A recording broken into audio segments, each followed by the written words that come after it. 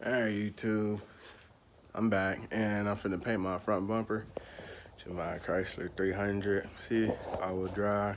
It's kind of gonna be difficult to record because my tripod is broken. The leg is missing, and then from that leg, the other leg is missing.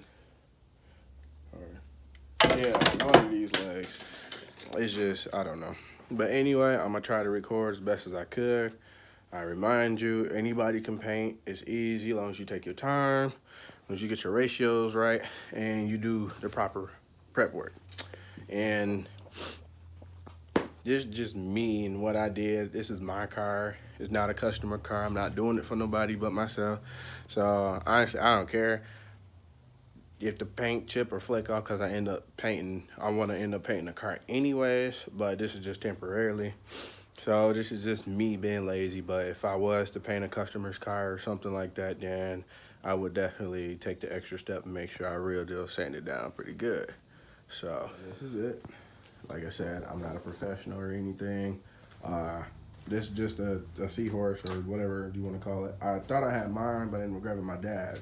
Mine extends up more, but I'm pretty sure I still can paint all the way around. Like I said, I'm not even in my garage. I usually work on my cars and at my dad's house, I should say. But since I moved out, this is what I'm stuck with. This is a little garage. That's all. But it should be enough to paint this bumper.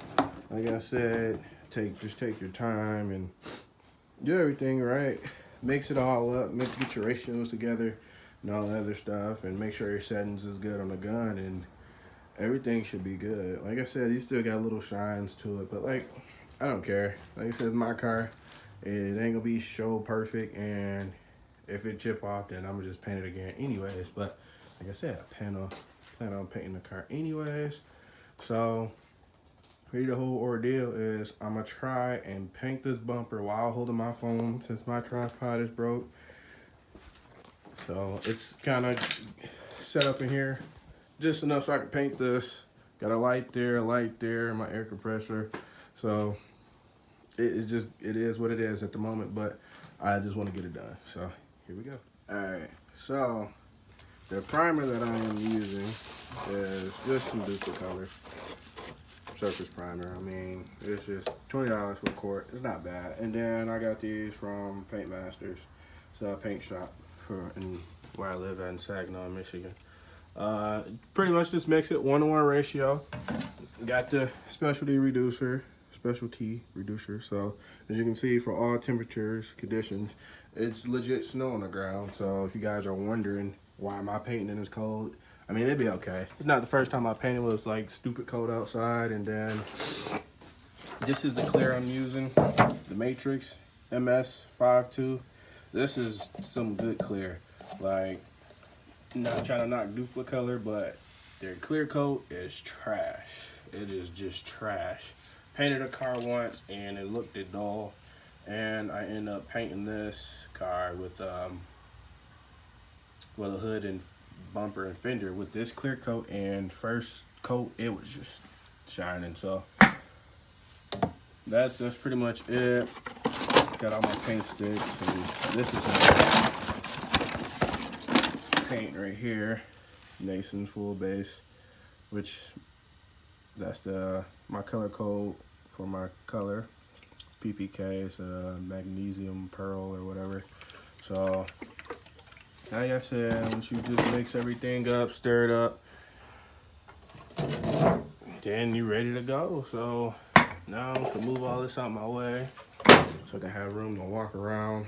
I will wet the ground, but I ain't gonna hose that's gonna reach out here. I don't feel like getting a bucket. So hey, it is what it is. It's gonna turn out how it turn out. And if you wonder what gun I'm using, just a cheap Harbor Freight gun. But this one specifically, somebody gave me it. I was buying some parts from him, and he said I can have it. His dad gave it to him. His dad passed away. So I was like, it's pretty cool. Ended up cleaning it, used it for primer. So I'm using it now. One thing I do when I paint, I usually change this part. All my paint guns are 1.4, has 1.4 tips. So I changed this a lot because you can see it has the two there, and around. And then this one just cheap Walmart gun I got, and it doesn't have it. It's a 1.4 tip, like I said before, and I got this one from Menards.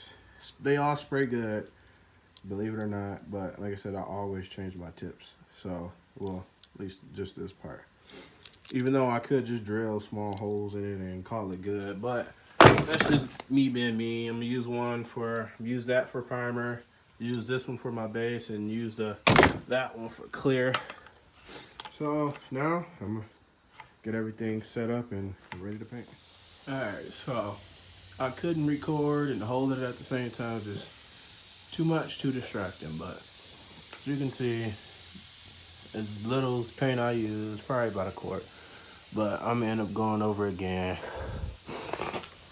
I can't really see because this, like I said, it's dark, but for the most part, I'm getting everything. Like I said, I have to go over it again. Some spots I missed. Well, I started running out of paint anyway, so I gotta get all up in here, there, all up in there, that little spot. I got this pretty good for the most part, so yep, just gotta go over it again, which is, I was just basically my first coat anyway, so I wasn't too worried about, oh, is it gonna cover fully the first coat. So like I said, it looked good, white from gray. So I'm gonna do my second coat, let that dry up a little bit more, and then freaking try to do something about this air compressor. It keeps kicking the breaker. I know I'm running off extension cords, but it's really wired. It's really a 220 air compressor, but it's wired to 120. So like it's working. It just keep kicking the breaker off every time it fills up. So fill it back up, and once it fills up, it should be enough to make my second pass. And I'll let this dry about 30 minutes, probably 40 or 50 or whatever, just an hour, to give it a little more time to dry, because I don't want to keep globbing coats of paint on it and it ain't fully dry.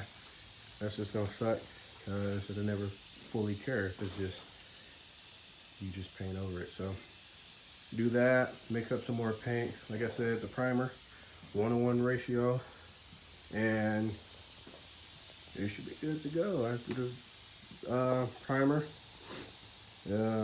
If you want, you can get a Scotch-Brite, sand it back a little bit, and go ahead and wipe it down, wax and grease remover. Like I said, if it was a customer car, I would most definitely recommend doing that, especially by this being high build primer. This is not 2K primer, or 1K, whatever.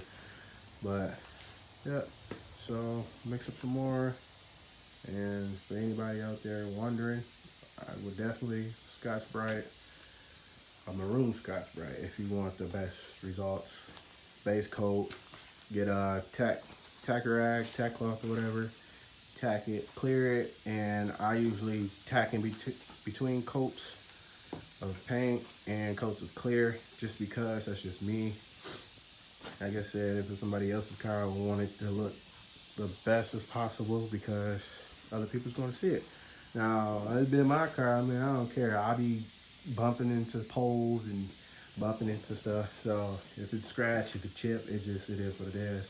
I got the capabilities of fixing it. So make some more paint, and I'm gonna go with my second coat. I'll catch you back on.